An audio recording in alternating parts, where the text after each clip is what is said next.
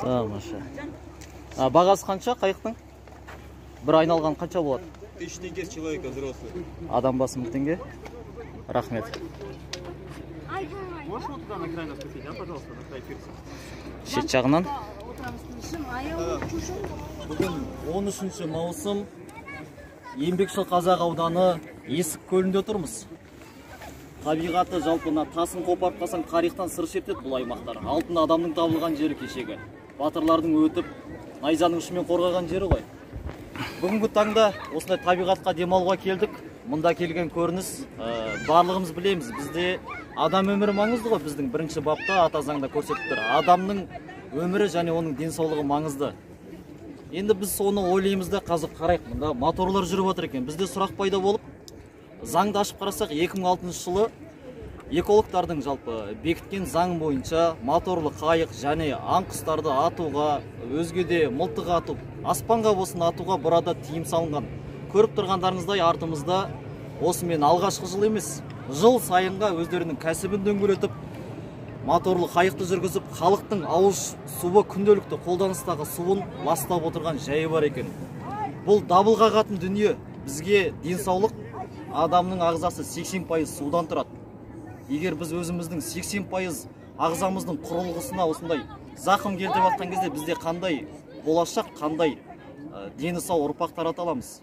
Бұл экологтар дабыл қағатын нәрсе. Бұраға жыл сайынға тексерулер келеді екен, полиция келеді екен. Бұлар пара береді, дастархан жаят, кері қайтарып жібере салады. Сонда бұл қазір бұл жер осы уақытқа шейін мемлекеттің қарамағында болды, үкіметтің қарамағында болды. Үкімет өзінің қолында билік тұрған кезде халықтың жағдайын жасап, халықтың денсаулығына алаңдамаған. Бүгін естіп отырмыз, жарты сағаттың ішінде жарты ғасырға жалға берілді бұл жер. Енді не болады? Үкімет өз жасай алмаған нәрсені жеке меншікке бербенді, жеке меншікке сөз өткізеді деген оның барлығы далбаса нәрсе ағайын. Бұның барлығы халықтың еншісінде болу керек. 95 жылға ата заң өзгермей тұрған кезде жер, табиғаттың кез келген тұсы халықтікі болған. Ол ешкімнің жеке меншік емес. Біз қоғам белсенділері burada жер мәселесінде көтеруіміз керек тұр. Жер десе дүрілдемей тұруға болмайды деп өтті біздің бабалар. Найзамен қорғалған жер жарты сағаттың ішінде қаламның күшімен сатылуы, ұлтқа деген сатқындық, ұлтқа қасақана жауыздық, ұлттың болашағына балта шабу. Жоғарыда кімдер отыр? Олар кімнің басшысы? Біз ондай басшы сайлаған жоқпыз.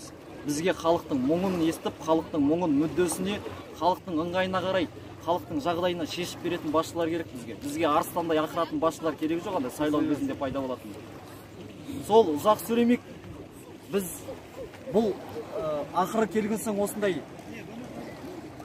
түйе тұмсық деген құсымыз жоғалып кеткен екен. Карантинға орақ тұмсық деген құс мүлдем жойылып кеткен. Неге? Біз экологиямызды ластадық. Оларға таза ауа керек. Осындай табиғатты ластауына қарсымыз жалпы. Туристік аймақ қылыңыздар, бірақ ақыры ақша түсіп жатыр, бірақ ол жеке бір байлардың қалтасын емес, халықтың ыңғайына, халықтың тұрмасын арттыруға жасаңыздар. Бізге адамның өмірі, адамның денсаулығы маңызды. Біз қазақ көп болғымыз келеді, біз саналы болғымыз келеді, біз денсаулығы мықты, текті болғымыз келеді ғой. Бізді қолдан жасап геноцид жасамасын, геноцид тоқтатылсын. Бұл геноцид қазақ халқына қасақана жасалып отқан дүние. Мына қайық күнде ереже көрсетілдір 5-ші тармақта.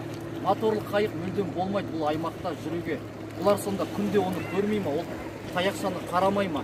Қасақана бізге жауыздық жасап отқанға көз жұмып отқан үкімет орындарынан кетсін. Осы айтарымыз. Сол бұл осымен қалмайды. Ертең біз бұйыртса қоғам белсенділері дүйсенбі күні хат әзірлеп, бізде заңды әрекет ететін халық біз саналы. Заң бойынша соңына шейін барамыз. Соңына шейін баратын боламыз. Енді өзіңіз сөзіміз өтірік болмасын, моторлы қайықтарды түсіре салсаңыз, бұйыртса соңына шейін барамыз біз. Табиғат керек бізге. Одан кейін адам шомылуға болмайды. Әргі жағалауда адамдар шомылып жатыр, оны да көрсете салсаңыз.